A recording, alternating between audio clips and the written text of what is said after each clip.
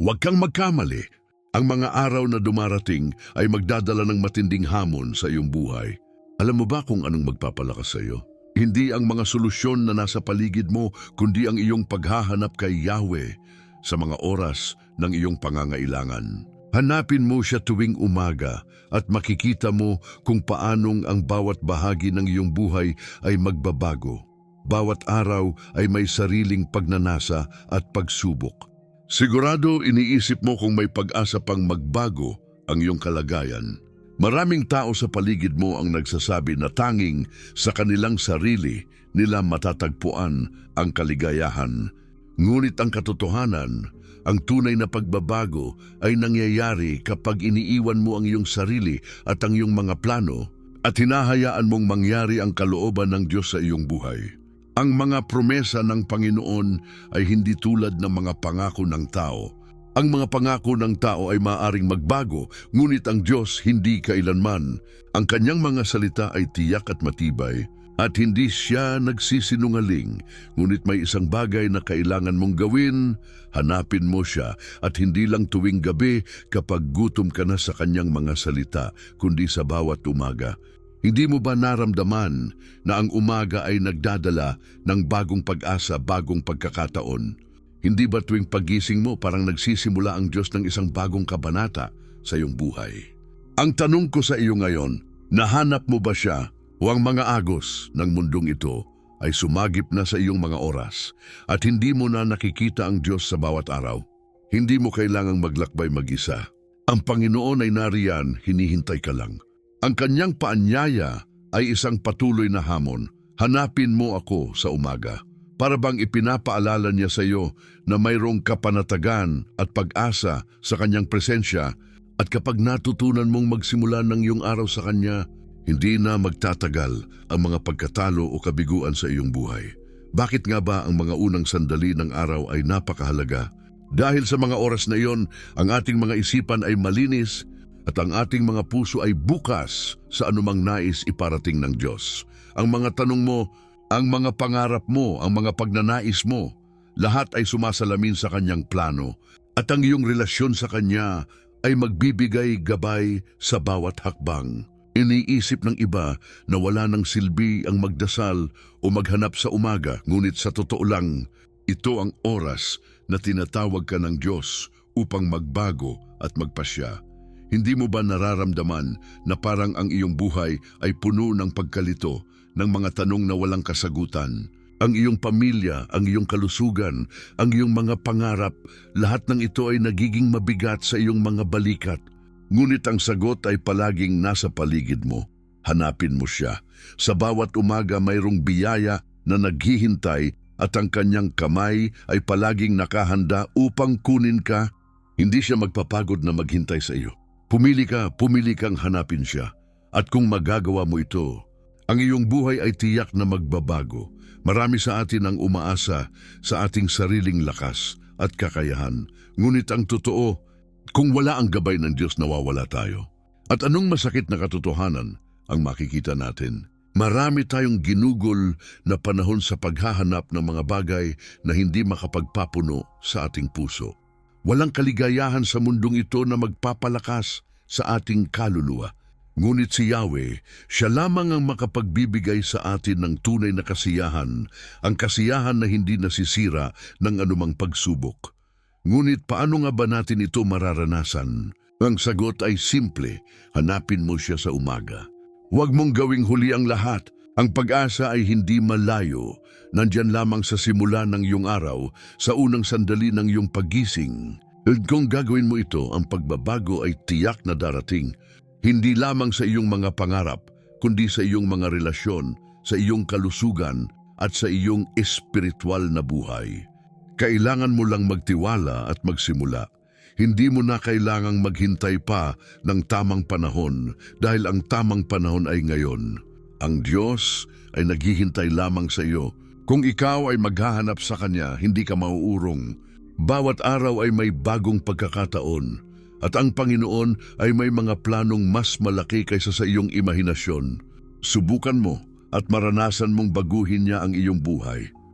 Hanapin mo siya sa umaga, at ang buhay mo ay babaguhin niya. Isa itong napakagandang pangako na mula sa Diyos at hindi ito isang simpleng salita lamang. Ang pangako ng Diyos ay matibay at ang kanyang mga salita ay hindi nagbabago. Kung makikinig ka, kung maghahanap ka sa Kanya ng buong puso, makikita mo kung paano niya babaguhin ang iyong buhay sa bawat aspeto, pamilya, kalusugan at pang-araw-araw na laban. Ngunit paano nga ba ito magaganap?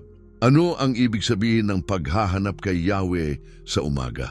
At paano ito magiging tunay na pagbabago sa iyong buhay?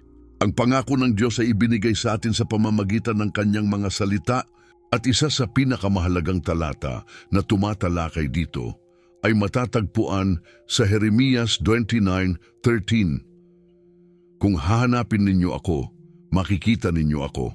Kung hahanapin ninyo ako ng buong puso. Ang simpleng katotohanan na ito ay may malalim na kahulugan.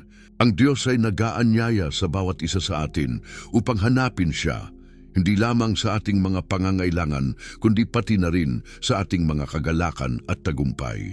Ang kanyang presensya ay hindi limitado sa oras o lugar. Ang kanyang pangako ay buhay at laging nandyan para sa atin. Ang pangako ni Yahweh sa atin na maghahanap tayo sa Kanya ng buong puso ay nagmumula sa isang panahon ng paghihirap para sa bansang Israel. Nang mga panahong iyon, ang mga tao ay tadhana na pinalayas mula sa kanilang lupang ipinangako at dumanas ng matinding pagsubok at kalungkutan. Ngunit sa kabila ng lahat ng iyon, ang Diyos ay nanatiling tapat sa Kanyang mga pangako. Pinipilit niya silang itaas mula sa pagkatalo at ibalik ang kanilang kagalakan, ngunit kailangan nilang hanapin siya ng buong puso. Ang ating buhay, kahit gaano pa ito kalupit, ay hindi malalampasan ng biyaya ng Diyos kung maghahanap tayo sa Kanya ng may malasakit at pananampalataya. Ang mensaheng ito ay tumutok sa ating mga sarili. Ang Diyos ay hindi malayo sa atin. Hindi siya nasa langit lamang, naghihintay na tayo'y magdasal. Siya ay nariyan, umaabot sa atin, naghihintay na magtiwala tayo sa kanyang plano. Ang problema ay hindi ang kakulangan ng Diyos sa ating buhay, kundi ang ating kakulangan sa paghanap sa Kanya. Ang ating buhay, puno ng pagmamadali at ingay ng mundong ito, ay nagiging sagabal sa ating ugnayan sa Diyos. Ngunit ang paanyaya ng Diyos ay simpleng-simple. Hanapin mo siya sa umaga, bago ka pa magpasya kung anong mga hakbang ang tatahakin mo sa buong araw. Sa bawat araw na magsisimula, mayroon kang pagkakataon na tanggapin ang kanyang mga pangako. Ang iyong buhay ay hindi isang serye ng random na mga kaganapan. Ang bawat araw ay may layunin at direksyon na itinakda ng Diyos para sa iyo. Hindi ito isang madaling proseso. Hindi ito isang bagay na magagawa mo ng basta-basta, sapagkat upang maranasan ang tunay na pagbabago ng Diyos, kailangan mo ng pagsunod. Kailangan mo ng pagpapakumbaba at pagtanggap ng kanyang plano sa iyong buhay. Kung maghahanap ka sa Kanya, ang kanyang kapangyarihan ay magiging bahagi ng iyong buhay. Ang iyong pag-asa ay magiging kanyang lakas. Paano nga ba mangyayari ito sa araw-araw na buhay? Kung ang iyong umaga ay punong-puno ng kabiguan, ng pag-aalala, ng hindi pagkakasunduan sa iyong pamilya o sa iyong mga trabaho, ito ay tanda na ikaw ay nawawala sa presensya ng Diyos. Sa tuwing magising ka, tumahimik ka at magdasal, magpasalamat sa Diyos at humingi ng kanyang gabay. Ibigay mo ang iyong mga alalahanin, ang mga takot na bumabagabag sa iyong puso. Ang Diyos ay laging handang makinig at magbigay ng lakas. Ang unang hakbang upang maranasan ang pagbabago ay ang magtiwala at maghanap kay Yahweh sa bawat sandali ng iyong buhay. Tingnan mo ang iyong paligid, sa iyong pamilya, sa iyong trabaho, sa mga bagay na iyong pinapahalagahan. Lahat ng ito ay may kinalaman sa iyong relasyon kay Yahweh. Kapag ikaw ay naghahanap sa Kanya ng buong puso, ang lahat ng iyong plano ay magkakaroon ng tamang direksyon at gabay. Hindi man agad-agad, makikita mo na ang Diyos ay nagbabago ng iyong buhay mula sa loob at ito ay magiging malinaw sa bawat hakbang na iyong tatahakin. Kaya't huwag mong sayangin ang bawat umaga na wala kang ugnayan kay Yahweh. Hanapin siya at magtiwala na siya ang magbibigay ng lahat ng kailangan mo upang magtagumpay. Ang Diyos, sa kanyang walang hangang kabutihan, ay hindi maghahanap ng dahilan upang hindi tulungan ka. Ang kaproblema ibo hindi siya kundi tayo. Kung sa tuwing nagising ka, agad mong pinupuno ang iyong isip ng mga alalahanin at hindi mo hinahanap ang Diyos, hindi mo matutuklasan ang lahat ng biyaya na naghihintay sa iyo. Kaya't hanapin mo siya at tingnan kung paano niya babaguhin ang iyong buhay. Ano ang nararamdaman mo ngayon? Puno ng takot, hindi makatulog sa mga alalahanin? Ang buhay ay puno ng pagsubok, mga problema sa trabaho, ang kalusugan ng iyong mga mahal sa buhay, ang kawalan ng kasiguraduhan sa hinaharap. Bawat hakbang ay tila puno ng mga hadlang at parang hindi mo na kaya pang magpatuloy. Sa mga ganitong oras, ang tanong ay, nasaan ang Diyos? Nais mong maramdaman ang kanyang presensya, ngunit pakiramdam mo'y siya ay malayo, tila hindi nakikinig sa iyong mga panalangin. Ngunit may isang bagay na hindi mo dapat kalimutan, ang mga pangako ng Diyos ay hindi nauurong at hindi siya magpapabaya sa iyo. Sa kabila ng lahat ng iyong pinagdadaanan, may mga pag-asa at pangako na hindi magbabago at ang mga pangako ng Diyos ay isa na dito. Ang pangako na tinutukoy ko ay ang kanyang pangako na kung siya ay hahanapin mo sa mga unang oras ng iyong araw, siya ay makikilala mo. Kaya nga ang tanong ko sa iyo, kung ang Diyos ay may pangako para sa iyo, paano mo ito aabutin? Hindi ito pangako na magaganap agad-agad, kundi pangako na nagpapakita ng kanyang patuloy na presensya sa iyong buhay. Hindi lamang sa panahon ng tagumpay, kundi lalo na sa oras ng pagsubok.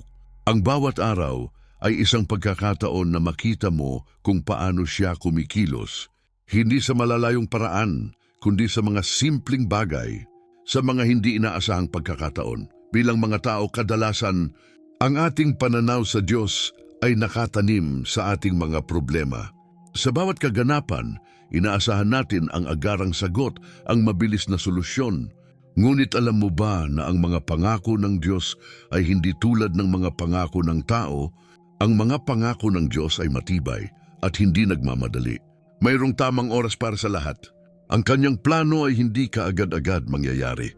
Nais niyang maranasan mo ang kanyang presensya sa bawat hakbang at hindi lang sa mga tagumpay, kundi lalo na sa mga panahon ng kabiguan.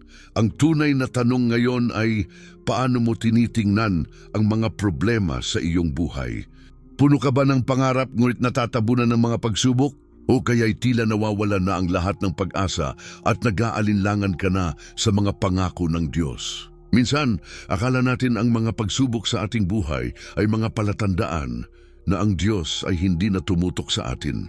Pero sa kabila ng lahat ng ito, ang Panginoon ay may plano para sa bawat isa sa atin at ang bawat isa sa atin ay bahagi ng kanyang dakilang plano. Kung iniisip mong ang iyong sitwasyon ay walang pag-asa, narito ang isang katotohanan. Ang Diyos ay may plano para sa iyo at ang mga pangako niya ay hindi mauurong. Tingnan mo ang mga tao sa Biblia, ang mga tao ng Israel na dumaan sa mga pagsubok at paghihirap. Minsan sila'y nagdalawang isip at nagtanong, bakit kami nakakaranas ng mga ito? Pero sa bawat oras ng kanilang pangungulila, ang Diyos ay naroroon. Tinutulungan sila at ipinapakita ang kanyang mga pangako sa isang makapangyarihang paraan. Ganon din ang nangyayari sa buhay natin ngayon. Habang tayo'y dumadaan sa mga pagsubok, iniisip natin na tila walang katapusan.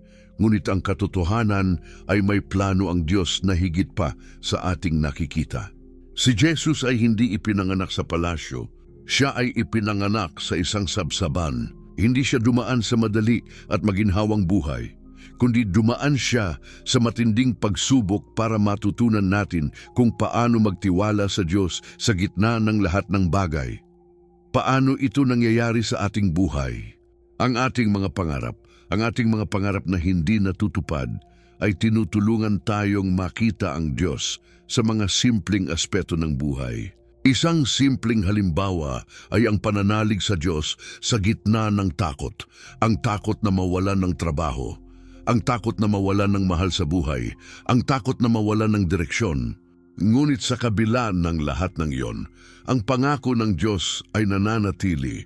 Siya ay magbibigay ng gabay, magbibigay ng lakas, magbibigay ng pag-asa. Sa bawat hakbang, ang Diyos ay hindi nakatingin mula sa malayo. Siya ay kasama mo. Kung ikaw ay maghahanap sa Kanya ng buong puso, siya ay makikilala mo. Hindi ito pangako ng magaan na buhay. Ito ay pangako ng presensya ng Diyos sa gitna ng lahat ng pagsubok. Ipinapakita ng mga pangako ng Diyos sa Biblia kung paano siya kumilos sa buhay ng mga tao noon at kung paano siya patuloy na kumikilos sa buhay natin ngayon.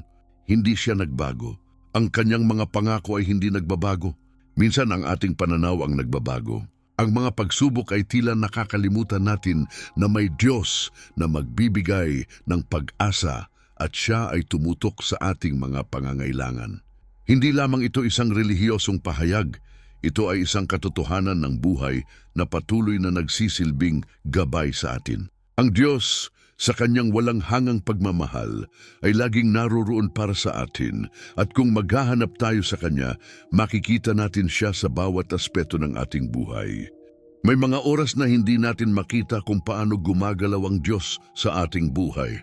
Tila ba ang ating mga pagsubok ay walang katapusan at ang mga pangako niya ay tila malayo at imposibleng mangyari.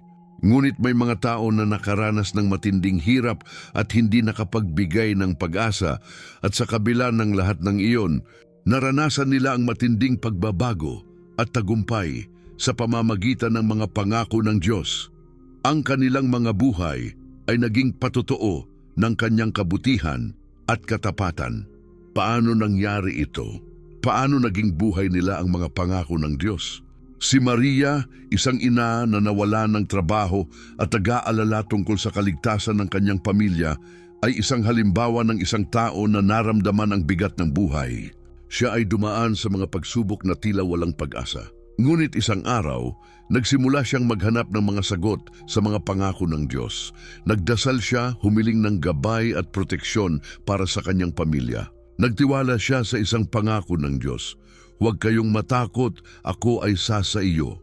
Ang simpleng pananalig ni Maria sa mga pangako ng Diyos ay nagbukas ng mga pinto ng pagkakataon para sa kanya. Isang linggo pagkatapos niyang magdasal, nakatagpo siya ng isang trabaho na hindi lamang tumaas ang kanyang sahod, kundi nagbigay din sa kanya ng pagkakataon upang magbigay ng magandang kinabukasan para sa kanyang mga anak. Ang simpleng hakbang ng paghahanap kay Yahweh sa kanyang mga pagsubok ay nagbukas ng mga pinto ng pagpapala na hindi niya inisip na posible. Isa pa sa mga halimbawa ay si Juan, isang negosyante na nawalan ng lahat ng kanyang mga ari-arian dahil sa isang hindi inaasahang krisis. Si Juan ay nakakaranas ng matinding depresyon at tila wala nang makapagliligtas sa kanyang kalagayan. Ngunit sa kabila ng lahat ng ito, nagsimula siyang maghanap sa Diyos. Araw-araw, nagdasal siya, humiling ng tulong at pinanampalatayanan ang mga pangako ng Diyos na magsusustento sa kanya. 1 taon matapos ang pagsisimula ng kanyang paghanap kay Yahweh, nagkaroon siya ng bagong oportunidad sa negosyo. Hindi lang ang kanyang pinansyal na kalagayan ang bumangon, kundi pati ang kanyang pananampalataya sa Diyos. Ang simpleng hakbang ng pananalig at paghahanap kay Yahweh sa umaga ay nagbukas ng mas malaking mga oportunidad at tagumpay para kay Juan. Siya ngayon ay isang patutuo na ang Diyos ay tapat sa kanyang mga pangako at walang pagsubok na hindi malalampasan sa kanyang tulong. Ang mga kwentong ito ay hindi nagtatapos sa pagdarasal at pagkakaroon ng malalim na pananampalataya kay Yahweh. Ang mga kwentong ito ay nagpapakita kung paano ang mga pangako ng Diyos ay nagiging buhay at makapangyarihan sa mga tao sa kasalukuyan.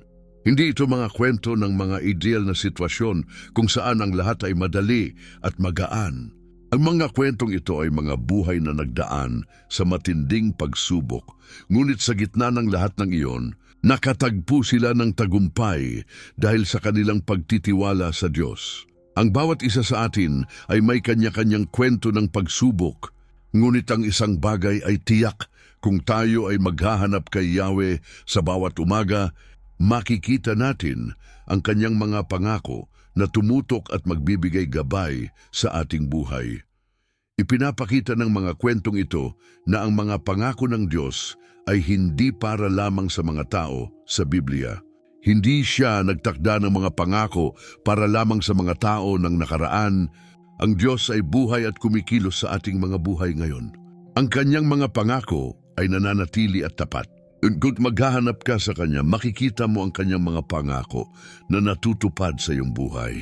Ang mga kwento ng tagumpay na ito ay isang paalala sa atin na sa kabila ng lahat ng mga pagsubok at paghihirap, hindi tayo nag-iisa. Ang Diyos ay kasama natin at ang Kanyang mga pangako ay hindi nagbabago. Siya ay tapat at siya ay magbibigay ng tagumpay sa lahat ng nananalig at naghahanap sa Kanya. Kung ikaw ngayon ay dumadaan sa mga pagsubok na hindi mo alam kung paano haharapin, ang mga kwentong ito ay hindi lamang kwento ng mga tao noong unang panahon. Ito ay kwento ng pusos o tagumpay na patuloy na nangyayari ngayon. Ang Diyos ay kumikilos sa buhay ng bawat isa sa atin. At kung maghahanap tayo sa Kanya ng buong puso, makikita natin ang Kanyang mga pangako na nagiging buhay at makapangyarihan sa ating mga araw-araw na buhay. Kaya't huwag mawala ng pag-asa. Ang Diyos ay hindi malayo. Siya ay nariyan, naghihintay na magtiwala ka at maghanap sa Kanya at makikita mong Siya ang magbibigay ng tagumpay at pagbabago sa iyong buhay. Ang mga pangako ng Diyos ay hindi lamang tumutok sa ating mga individual na pangangailangan, kundi bahagi ng isang mas malawak na plano na umiiral mula pa sa simula ng ating kasaysayan. Ang bawat pangako, bawat salita ng Diyos ay bahagi ng isang dakilang kwento na nagsimula pa noong unang panahon at patuloy na binubuo sa ating mga buhay ngayon. Hindi lamang ito isang pansamantalang pangako na nasusulat sa mga banal na aklat.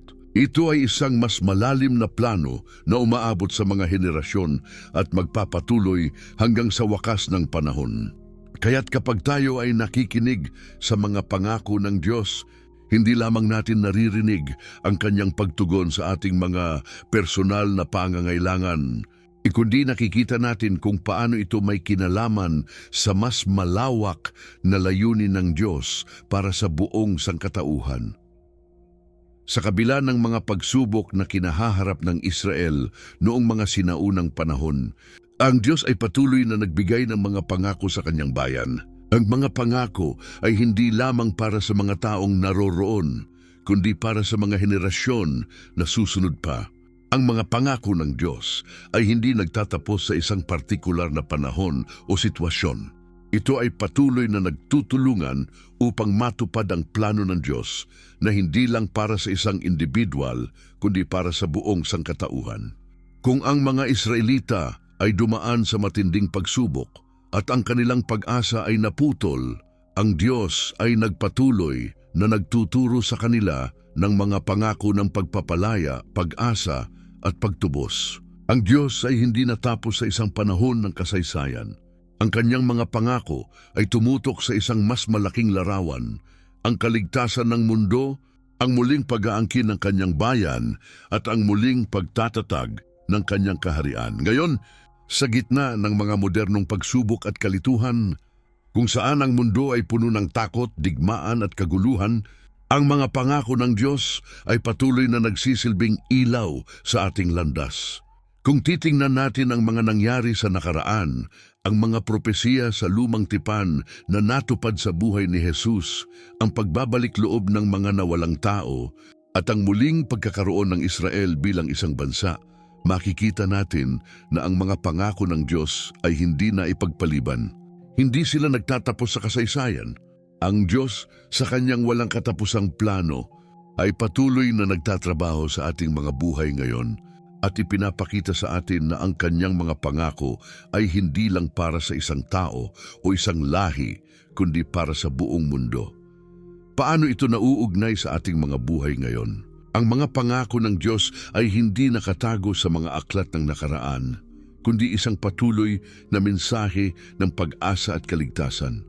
Sa mga panahon ng digmaan, kalamidad o krisis, ang mga pangako ng Diyos ay patuloy na nagpapaalala sa atin na ang kanyang layunin para sa atin ay matibay. Kung ang mga sinaunang Israelita na nakaranas ng matinding pagsubok ay nakatagpo ng pag-asa sa mga pangako ng Diyos, gayon din tayo. Ang mga pangako ng Diyos ay nagpapakita ng kanyang pagnanais na itaguyod ang kanyang bayan sa gitna ng lahat ng pagsubok. Kung titingnan natin ang ating mundo ngayon, mga digmaan, pandemya, sakuna, makikita natin na hindi ito iba sa mga nararanasan ng mga tao noong unang panahon. Sa mga oras ng kaguluhan, ang Diyos ay hindi natutulog. Ang kanyang mga pangako ay buhay at patuloy na nagsisilbing gabay para sa atin sa ating paglalakbay. Isa sa pinakamahalagang aspeto ng mga pangako ng Diyos ay ang kanyang pagiging tapat. Sa kabila ng lahat ng ating mga kahinaan at pagkukulang, ang Diyos ay hindi nagbabago. Ang kanyang mga pangako ay hindi nakadepende sa ating mga aksyon, kundi sa kanyang walang hangang pagmamahal. Siya ang magtataguyod ng kanyang layunin sa ating buhay, hindi ayon sa ating mga plano, kundi ayon sa kanyang dakilang plano. Kung ang mga pangako niya ay natupad sa nakaraan, mas lalo itong magiging totoo sa ating panahon. Sa bawat hakbang ng ating buhay, matutuklasan natin na ang Diyos ay hindi nagsisinungaling at siya ay matapat sa kanyang mga salita. Ang kanyang mga pangako ay buhay at sa bawat hakbang na tayo ay magtitiwala sa kanya, mas makikita natin kung paano ito tumutupad. Huwag mong kalimutan, ang mga pangako ng Diyos ay hindi limitado sa mga sinaunang aklat.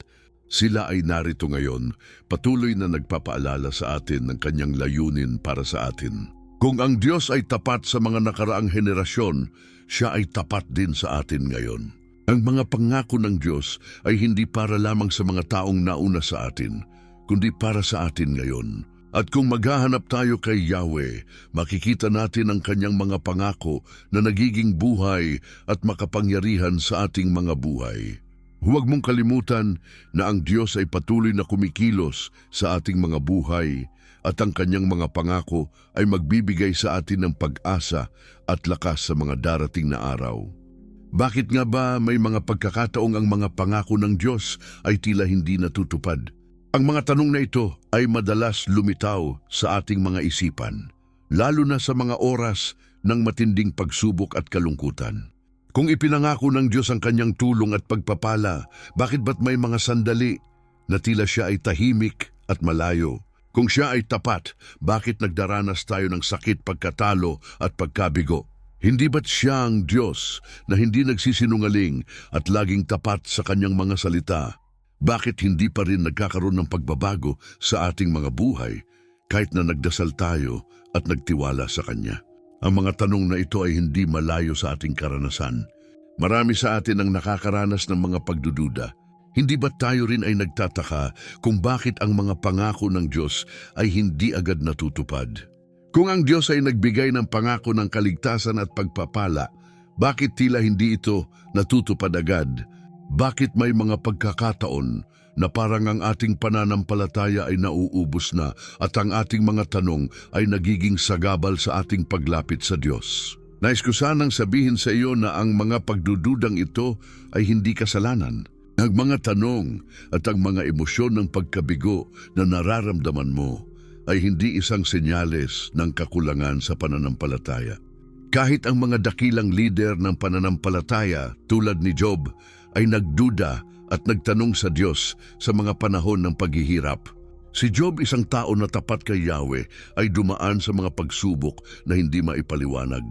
Nawala ang lahat ng kanyang ari-arian, ang kanyang kalusugan ay tinamaan at ang mga kaibigan at pamilya niya ay nagbigay ng mga masasakit na salita. Sa gitna ng lahat ng ito, nagtatanong siya, bakit ako? Bakit ako ang tinamaan ng lahat ng ito kahit na ako ay nagsisilbi sa iyo? Hindi ba't ito rin ang nararamdaman mo tuwing dumadaan ka sa matinding pagsubok?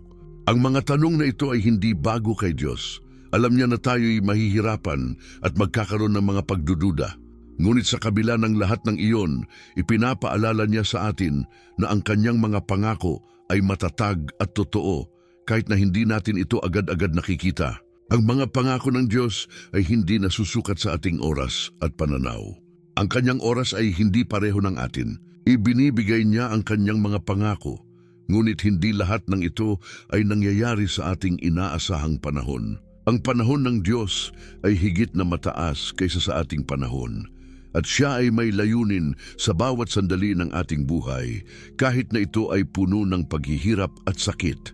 Sa mga sandaling wala tayong makitang kasagutan, hinihikayat tayo ng Diyos na magtiwala pa rin sa Kanya. Ang mga pangako ng Diyos ay hindi laging nagiging madali at hindi lahat ng pangako ay natutupad agad. Kailangan ng pananampalataya at pagtitiis.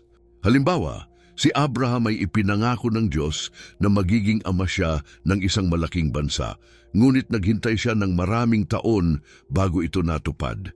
Hindi naging madali ang paghihintay para kay Abraham. Nagtanong din siya kung paano mangyayari ang pangako ng Diyos dahil siya ay matanda na at ang kanyang asawa ay baog. Ngunit si Abraham ay nagtiwala sa Diyos at ang pangako niya ay natupad sa tamang panahon. Ang pagtitiis at pananampalataya ni Abraham ay isang halimbawa ng kung paano tayo dapat magtiwala sa mga pangako ng Diyos. Kahit na tila tumatagal ang mga ito sa ating buhay, maaaring dumaan tayo sa mga sitwasyon tulad ni Abraham. Baka sa ngayon ay nagdaranas ka ng matinding pagsubok at iniisip mong nawawala ang Diyos sa iyong buhay. Ngunit ang totoo, ang Diyos ay hindi nag-aantala. Siya ay may layunin sa bawat araw na ipinagpapaliban ang kanyang mga pangako. Marahil, ang kanyang plano ay nangangailangan ng mas maraming paghahanda sa ating mga puso bago mangyari ang kanyang mga pangako. Ang paghihintay ay isang pagkakataon para tayo ay matuto ng higit pa tungkol sa Diyos at sa ating pananampalataya sa Kanya. Hindi laging madali ang maghintay. Maaring nakakaramdam ka ng pagkabigo at pagkatalo. Ngunit ang mga pangako ng Diyos ay matibay at hindi nagbabago. Kahit na sa mga panahong hindi natin nakikita ang resulta, ang Diyos ay kumikilos sa ating mga buhay. Bawat delay ay may layunin. Hindi ibig sabihin na hindi siya tumutugon sa ating mga panalangin, kundi sa halip, tinutulungan niya tayo na matutunan ang tamang pananampalataya at pagtitiis. Ang kanyang mga pangako ay hindi palpak o malabo. Ang Diyos ay tapat at ang kanyang mga pangako ay tiyak. Sa mga panahon ng paghihirap, magtiwala ka. Ang pangako ng Diyos ay hindi napapako. Kaya, habang ang mga pagdududa at tanong ay dumarating, alalahanin mo ito, ang Diyos ay hindi nagsisinungaling at ang kanyang mga pangako ay natutupad sa tamang oras. Patuloy na magtiwala at maghintay dahil sa tamang panahon, makikita mo ang kanyang mga pangako na natutupad sa iyong buhay. Bilang mga tao, madalas ay nahihirapan tayo sa pagtanggap ng mga pangako ng Diyos. Madalas nating hinihingi ang mga sagot agad. Nais natin na makita ang kanyang mga pangako na natutupad ng mabilis. Ngunit ang Diyos ay hindi lang nagbibigay ng pangako. Ipinapakita niya sa atin ang tamang paraan upang makamtan ang kanyang mga biyaya. Ang mga pangako ng Diyos ay hindi lang nakasulat sa Biblia upang tayo'y matuwa. Ang mga ito ay mga gabay, isang landas ng pananampalataya at pagsunod na dapat nating isabuhay sa araw-araw. Paano nga ba natin maisasabuhay ang mga pangako ng Diyos? Ano ang mga hakbang na dapat nating gawin upang makita ang kanyang mga pangako na nagiging totoo sa ating buhay? Hindi ito isang madaling proseso. Ang mga pangako ng Diyos ay hindi nangyayari ng isang iglap lamang. Tinutulungan tayo ng Diyos na lumago sa ating pananampalataya at magtiwala sa Kanya, at ang mga hakbang na ito ay magsisilbing gabay sa ating buhay. Una, kailangan natin ng disiplina sa ating oras ng panalangin at paghahanap kay Yahweh. Ang pangako ng Diyos ay hindi nangangailangan ng instant na solusyon. Sa halip, ang kanyang pangako ay isang patuloy na proseso ng paghahanap sa Kanya araw-araw.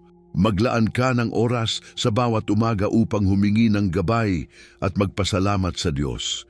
Kung magtitiwala ka sa kanyang mga pangako at magsisimula sa iyong araw ng may pananampalataya, makikita mo ang kanyang mga biyaya sa mga simpleng bagay sa buong araw. Pangalawa, Ang pananampalataya ay isang aktibong hakbang. Hindi ito isang passive na pananaw kung saan inaasahan natin na ang Diyos ay magbibigay ng walang anumang aksyon mula sa atin. Ang pananampalataya ay nagmumula sa paggawa at pagsunod sa kanyang mga utos. Hindi sapat na magdasal lamang. Kailangan mong ipamuhay ang mga prinsipyo ng Diyos sa araw-araw mong buhay.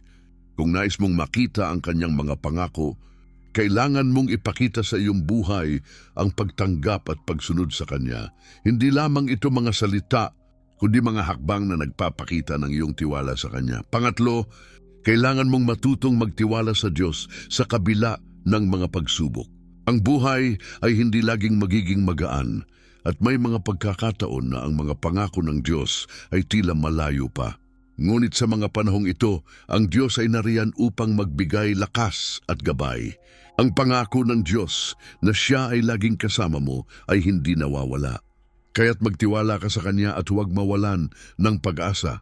Gumani magtitiwala ka sa Kanya, makikita mo ang Kanyang mga pangako na nagiging buhay sa iyong buhay. Ang mga pagsubok ay hindi hadlang sa Kanyang plano, kundi isang pagkakataon para mas mapalalim pa ang iyong pananampalataya. Pang-apat, magpasalamat sa Diyos sa lahat ng bagay. Hindi laging madali ito, lalo na kapag tayo ay dumadaan sa matinding pagsubok. Ngunit ang Diyos ay tapat sa Kanyang mga pangako at ang bawat pagsubok ay isang pagkakataon na magtiwala at magsimula muli. Ang pagpapasalamat ay isang paraan upang mapanatili ang ating pananampalataya sa Kanyang mga pangako. Kaya't sa bawat araw, magpasalamat ka sa Diyos at tanggapin ng Kanyang mga biyaya sa maliliit na bagay man o malalaki. Ang mga pangako ng Diyos ay hindi isang bagay na basta-basta lamang dumating. Ang mga ito ay isang biyaya, isang kaloob na natamo natin sa pamamagitan ng ating pananampalataya at pagsunod sa Kanya. Ang bawat pangako ay may kasamang hakbang na kailangan nating gawin. Kung nais mong maranasan ang mga pangako ng Diyos sa iyong buhay, kailangan mong magtiwala, magsimula sa Kanya araw-araw at ipamuhay ang mga prinsipyo ng Kanyang salita. Subukan mong ilapat ang mga hakbang na ito sa iyong buhay. Hindi mo na kailangang maghintay pa ng mga sagot sa hinaharap. Kung maghahanap ka kay Yahweh sa bawat umaga at magtitiwala ka sa Kanyang mga pangako, makikita mo na Siya ay tapat at hindi kailanman nagkukulang. Huwag mong kalimutan, ang Diyos ay may plano para sa iyo at ang Kanyang mga pangako ay tiyak. Ang mga pangako ng Diyos ay hindi nagtatapos sa mga salita, kundi sa mga hakbang ng pananampalataya at pagsunod. Kaya't magsimula ka ngayon, magtiwala, magdasal at magpasalamat. Ang iyong buhay mo ay magbabago at ang Kanyang mga pangako ay magiging totoo sa iyong buhay. Ngayon itong pagkakataon mo. Hindi lang ito isang simpleng mensahe, hindi lang ito isang paalala. Ang Diyos ay nagsasabi ngayon, ako ay nandyan para sa iyo. Huwag mong palampasin ang pagkakataong ito na magtiwala at magbigay ng iyong puso sa Kanya. Ang oras na ito, ang sandaling ito ay ang iyong pagkakataon upang itaguyod ang iyong pananampalataya at tunay na magtiwala sa Kanyang mga pangako. Hindi mo kailangang maghintay pa ng ibang araw o ng mas magandang pagkakataon. Ngayon ang panahon upang magpasya. Ngayon ang oras upang magtiwala at itaas ang iyong buhay kay Yahweh. Hindi ka nag-iisa, tinutulungan ka ng Diyos at Siya ay nariyan para sa iyo, tulad ng isang ama na patuloy na nagmamahal at nag-aalaga sa kanyang anak. Kaya't ngayon, hinihikayat kita, huwag mong gawing araw na lumipas na walang aksyon.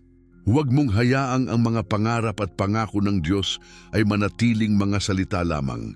Gawin mong aktibo sa iyong buhay ang Kanyang mga pangako. Ngayon na ang tamang panahon upang sumuko at magtiwala. Hindi ka nag-iisa sa paglalakbay na ito. Ang buong katawan ng Kristiyano ay nagsasama sa panalangin, sa pagkakaisa at sa pananampalataya. Pumili ka na ngayon na magsimula, na magsalita ng pananampalataya at magtiwala sa Diyos sa bawat aspeto ng iyong buhay. Ngayon ay ang tamang panahon upang magdasal at magbigay ng iyong buhay sa Kanya. Habang isinusumpa mo ang iyong pananampalataya, Magsimula ka ng bagong hakbang na magdadala sa iyo sa mas mataas na antas ng tiwala at pagsunod sa Kanya. Sa bawat pagdapo ng iyong mga paa sa lupa, tandaan mo, ang Diyos ay kasama mo. Hindi ka maghihirap mag-isa. Habang pinapakinggan mo ang paanyaya ng Diyos, nais kong ipagdasal mong, Panginoon, ako'y nagsusumpa ng pananampalataya ngayon. Tinatanggap ko ang iyong mga pangako at ilalagay ko ang aking buhay sa iyong mga kamay. Isara mo ang iyong mga mata at iisipin mo na ang bawat kalungkutan, ang bawat pagsubok, ang bawat takot ay ipinagkatiwala mo na kay Yahweh. Ang bawat pagdududa ay itinatabi mo at ang iyong mga pangarap ay iniabot mo sa Kanya. Ibinubukas mo ang iyong puso at isipan sa Kanyang plano at habang ito'y nangyayari, tingnan mo kung paanong ang buong katawan ng mga mananampalataya ay sama-samang humihingi sa Diyos. Kami ay magkasama sa panalangin, magkasama sa pananampalataya, magkasama sa pag-aalay ng aming buhay sa Diyos. Alam namin na sa bawat panalangin, sa bawat hakbang ng pananampalataya, ang Kanyang mga pangako ay magiging buhay na tinutulungan natin ang isa't isa, nagpapatibay ng pananampalataya sa bawat isa. Kung ikaw ay nag-aalinlangan, tandaan mo na may mga kapwa Kristiyano na nakikipaglaban at nagsusumamo sa Diyos kasama mo. Hindi ka nag-iisa. Ngayon, magtulungan tayo sa oras ng pagkakaisa at pananampalataya. Habang tayo ay sama-samang lumalapit sa Kanya, gawin mong personal ang iyong pag-aalay sa Diyos. Isulat sa iyong puso at isipan ang mga pangako ng Diyos. Ibigay sa Kanya ang lahat ng iyong nararamdaman, mga takot, alalahanin at mga pangarap. Huwag mong hayaan na ang iyong mga pinagdadaanan ay maging hadlang. Tanggapin mo na ngayon ang Kanyang mga biyaya at magtiwala na Siya ay kumikilos sa iyong buhay. Ngayon ay ang pagkakataon mo. Tumayo ka sa pananampalataya at iulat mo sa Diyos ang iyong mga pangarap. Sumabay sa amin at sabihin ito, Panginoon, ako ay naniniwala sa iyong mga pangako. Ngayon, nais kong tanggapin ang iyong pagpapala sa aking buhay. Aminin ko na ang lahat ng bagay ay magiging bago sa aking pananampalataya sa iyo. Ipinapasa ko sa iyo ang lahat, Panginoon. Itinataguyod ko ang iyong mga pangako at ipinagpapasalamat ko ang mga biyaya ng bagong araw. Ngayon, ipagdasal natin ng sama-sama. Huwag mong kalimutan na hindi ka nag-iisa sa paglalakbay na ito. Samahan mo kami sa pagtiwala kay Yahweh at maranasan natin ang Kanyang pag-ibig na patuloy na nagsisilbing gabay sa ating bawat hakbang. Magsimula tayo ngayon sa isang oras ng panalangin, isang oras na magpapalakas sa iyong pananampalataya. Isara mo ang iyong mga mata at ilagay ang iyong mga kamay sa iyong puso. Habang humihinga ka, alalahanin mo ang lahat ng mga pangako ng Diyos para sa iyo. Ngayon, magtiwala ka. Ang bawat salita ng Diyos ay totoo at ang Kanyang mga pangako ay hindi maliligaw. Sa bawat hakbang ng ating buhay, Siya ay nariyan upang tayo'y gabayan. Kaya't magtiwala ka sa Kanya ngayon. Panginoon, sa iyong mga pangako, kami ay nagtitiwala. Ang iyong mga salita ay buhay at makapangyarihan. Alam namin na sa bawat paghihirap, sa bawat pagsubok, Ikaw ay nariyan upang kami patatagin. Lord, ipinagpapasalamat namin ang iyong hindi matitinag na pag-ibig at ang iyong walang katapusang kabutihan. Ikaw ang aming tagapagtanggol, ang aming pastol. Kahit gaano man kami kalayo, hindi mo kami pinababayaan. Ngayong oras na ito, tinatawag ko ang bawat isa sa inyo upang magkaisa tayo sa isang panalangin. Ang bawat saloobin, ang bawat takot, ang bawat pagkatalo, lahat ito ay itinataas natin kay Yahweh. Ilagay mo ngayon sa harap ng Diyos ang lahat ng iyong iniisip at nararamdaman. Iharap mo sa Kanya ang iyong mga pangarap at ang iyong mga pangangailangan. Sabihin mo sa Kanya ngayon, Panginoon, ako ay nagtitiwala sa iyong mga pangako. Ibinubukas ko ang aking buhay sa iyo at tinaako ko ang iyong mga biyaya. Sumunod tayo sa Kanya sa bawat sandali ng ating buhay. Magtiwala tayo na ang Diyos ay gumagalaw sa ating buhay, hindi lang sa ating mga tagumpay, kundi lalo na sa ating mga pagsubok. Kahit hindi natin nakikita ang lahat ng kasagutan, Patuloy tayong magpapakumbaba at maghahanap sa Kanya. Sabihin mo ito ngayon, Panginoon, sa bawat hakbang ng aking buhay, Ikaw ay kasama ko. Ngayon, sumasang-ayon kami bilang isang katawan ng mga mananampalataya. Kami nagtataas ng aming mga kamay at nananampalataya sa iyong mga pangako. Kami ay nagsasama-sama sa panalangin ng pagtitiwala. Alam namin na Ikaw ay magbibigay ng tugon, hindi ayon sa aming plano, kundi ayon sa iyong perpektong oras. Huwag kaming mawalan ng pag-asa dahil alam namin na ang iyong mga pangako ay hindi mababali. Ikaw ang aming tagapagtanggol, ang aming kaligtasan. Kami ay nagtataglay ng tiwala sa iyong kabutihan at sa iyong mga pangako. Panginoon, kami ay naglalapit ng aming mga puso at buhay sa iyo. Sa mga oras ng pangangailangan, kami magtitiwala na Ikaw ay hindi magpapabaya. Ngayon, kami nagpapakumbaba at humihiling, Panginoon, makinig ka sa aming mga panalangin. Patatagin mo kami, palakasin mo ang aming pananampalataya. Ibinubukas namin ang aming buhay at tinatanggap ang iyong mga pangako. Ipinagpapasalamat namin na kami ay hindi nag-iisa o kami ay nagkakaisa sa iyo, sa iyong pangalan. Na kami ay naniniwala sa iyong kapangyarihan, sa iyong kabutihan at sa iyong mga pangako. Tanggapin mo, O Diyos, ang aming mga panalangin at tulungan mo kami na magtiwala ng lubusan sa iyong mga plano. Ngayon, sumasang-ayon kami, Panginoon, na ang lahat ng ito ay iyong ipagkakaloob sa tamang panahon. Kami ay maghihintay at magtitiwala dahil kami ay naniniwala na ang iyong mga pangako ay tiyak at totoo. Sa pangalan ni Jesus, kami ay naniniwala at nagsasabi, Amen. Habang natapos na ang ating panalangin, nais ko sanang ipaalala sa iyo ang hindi matitinag na katotohanan na ang Diyos ay tapat sa kanyang mga pangako. Ang ating mga pinagdadaanan, ang mga pagsubok at ang mga alalahanin ay hindi magtatagal. Dahil ang Diyos ay kasama natin sa bawat hakbang. Hindi niya tayo iiwan ni pababayaan at ang mga pangako niya ay tiyak at totoo. Maraming beses dumaan tayo sa mga pagsubok at pakiramdam natin ay tila nawawala ang Diyos sa ating buhay. Pero alam mo ba, si Yahweh ay laging nandyan at ang kanyang mga pangako ay matibay, hindi magbabago at hindi maglalaho. Ang bawat salita ng Diyos ay buhay at makapangyarihan. Ang mga pangako niya ay nagiging gabay sa ating mga buhay sa gitna ng dilim. Walang kahit anong unos ang makakapigil sa kanyang mga plano para sa atin. Alam mo na hindi lahat ng bagay ay magiging madali, pero ang Diyos ay may mga plano para sa iyo. Siya ay magbibigay ng pag-asa at lakas na magpapatuloy sa iyo kahit sa pinakamadilim na sandali. Ang kanyang mga salita ay nagbibigay buhay at pag-asa na magpapatibay sa iyo araw-araw. Alalahanin mo ito, ang mga pangako ng Diyos ay hindi nakadepende sa ating sitwasyon. Hindi ito batay sa kung anong meron tayo ngayon o kung anong kalagayan ang ating kinakaharap. Ang Diyos ay hindi nagbabago at ang kanyang mga pangako ay hindi nagiging malabo sa oras ng pagsubok. Ang kanyang mga pangako ay patuloy na matatag at tapat. Sa lahat ng dumarating na hamon, patuloy na magtiwala sa Kanya sapagkat Siya ay tapat at hindi niya ipagkakait ang Kanyang mga pagpapala. Sa kabila ng lahat ng pagsubok na iyong kinahaharap, ang Diyos ay may mga plano para sa iyo. Huwag mong kalimutan na ang bawat araw ay isang pagkakataon upang maranasan ang Kanyang kabutihan. Ang bawat hakbang na iyong tatahakin ay may layunin. At ang kanyang mga pangako ay magdadala sa iyo sa lugar ng pag-asa at tagumpay. Hindi mo kailangang mag-alala sa hinaharap dahil ang Diyos ay nariyan para gabayan ka at gabayan ang iyong landas. Ngayon, magtiwala ka na ang Diyos ay patuloy na gumagalaw sa iyong buhay.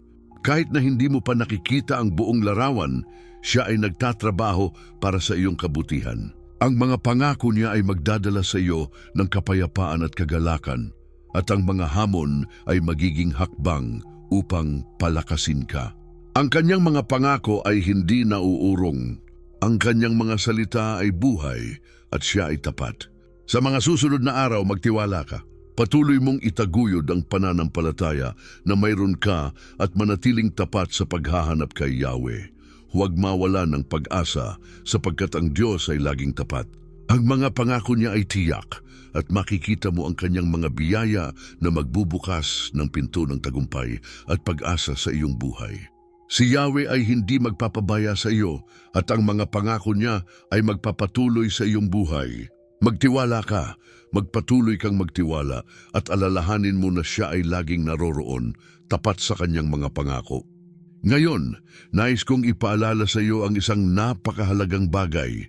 Ang mga pangako ng Diyos ay buhay at totoo. Huwag mong kalimutan, hindi mo kailangang maglakbay mag-isa. Ang Diyos ay kasama mo at ang kanyang mga pangako ay tapat hindi lamang sa nakaraan kundi sa kasalukuyan at sa hinaharap. Minsan ang buhay ay nagiging mahirap, puno ng pagsubok at kalituhan. Ngunit sa kabila ng lahat ng iyon, ang Diyos ay patuloy na kumikilos sa iyong buhay. Ang kanyang mga pangako ay nagsisilbing gabay, hindi lang para sa iyo, kundi para sa bawat isa sa atin. Tandaan mo, ang mga pangako ng Diyos ay hindi palaging nagkakaroon ng agarang katuparan. Maraming pagkakataon na parang ang ating mga panalangin ay hindi sinasagot. Pero huwag mawalan ng pag-asa. Ang kanyang mga pangako ay tiyak at hindi matitinag. Sa bawat araw, sa bawat hakbang, ang Diyos ay nariyan upang tulungan ka. Hindi mo kailangang maghintay para sa tamang panahon dahil ang tamang panahon ay ngayon. Kaya't ipagpatuloy mo ang pagtitiwala sa Kanya. Habang tinatanggap mo ang mga pangako ng Diyos sa iyong buhay, huwag mong kalimutan na ikaw ay hindi nag-iisa. Ang mga pangako ng Diyos ay para sa lahat, hindi lamang para sa iyo kundi para sa bawat isa sa atin. Ang mga pagsubok na iyong nararanasan ay hindi palatandaan ng pagtalikod ng Diyos sa iyo, kundi isang pagkakataon upang mas makilala pa siya, upang matutunan mong magtiwala sa Kanya ng higit pa. Ang mga pangako ng Diyos ay walang hanggan at ang Kanyang pag-ibig ay tapat. Ngayon, nais ko rin sanang magbigay ng isang mahalagang paalala sa iyo. Ang Diyos ay may layunin para sa iyong buhay. Ang bawat pangako niya ay may kasamang plano na mas maganda kaysa sa maaari mong maisip. Huwag mong kalimutan na ang bawat hakbang ay may dahilan. Sa kabila ng mga pagsubok, ang Diyos ay patuloy na magbibigay sa iyo ng pag-asa at lakas upang magpatuloy. Kaya't patuloy kang magtiwala, magpatuloy na magtiwala at manalangin. Ang kanyang mga pangako ay patuloy na magbibigay sa iyo ng lakas. Kung ngayon ay nararamdaman mong ang iyong pananampalataya ay nauubos, kung naguguluhan ka at hindi mo alam kung anong susunod na hakbang, tandaan mo na ang Diyos ay nariyan. Ang kanyang mga pangako ay hindi natitinag at siya ay patuloy na magbibigay gabay. Kung ikaw ay magtitiwala sa Kanya, makikita mo kung paano siya kikilos sa iyong buhay. Patuloy mong ipagdasal at ipagtiwala sa Diyos at makikita mo na ang Kanyang mga pangako ay magiging totoo sa iyong buhay. Bago tayo magtapos, nais kong ipaalala sa iyo na ang mga pangako ng Diyos ay buhay at magpapatuloy sa bawat araw na ikaw ay magtitiwala sa Kanya. Hindi ka nag-iisa sa iyong paglalakbay. Ang Diyos ay patuloy na magbibigay sa iyo ng lakas, pag-asa at gabay. Patuloy mong ipagtiwala ang iyong buhay sa Kanya at makikita mo na ang lahat ng Kanyang pangako ay magaganap sa tamang panahon. Ipagpatuloy mo ang pagtangkilik sa Kanyang salita at hindi ka mabibigo. Bago magtapos, nais ko na ikaw ay magsalita ng pananampalataya. Panginoon, ako ay nagtitiwala sa iyong mga pangako. Salamat sa iyong walang hanggang pag-ibig at kabutihan. Sa iyong mga kamay, inilalagay ko ang lahat ng aspeto ng aking buhay. Tinatanggap ko ang iyong mga pangako at maghihintay ng may pananampalataya sa kanilang katuparan. Ngayon, kung ikaw ay na-bless at may natutunan mula sa mensaheng ito, huwag kalimutan na mag-subscribe, mag-comment at ibahagi ang video na ito sa mga taong nangangailangan ng pag-asa at pananampalataya. Ipagpatuloy natin ang paglalakbay ng pananampalataya bilang isang komunidad. Ang Diyos ay kasama natin at ang Kanyang mga pangako ay tiyak.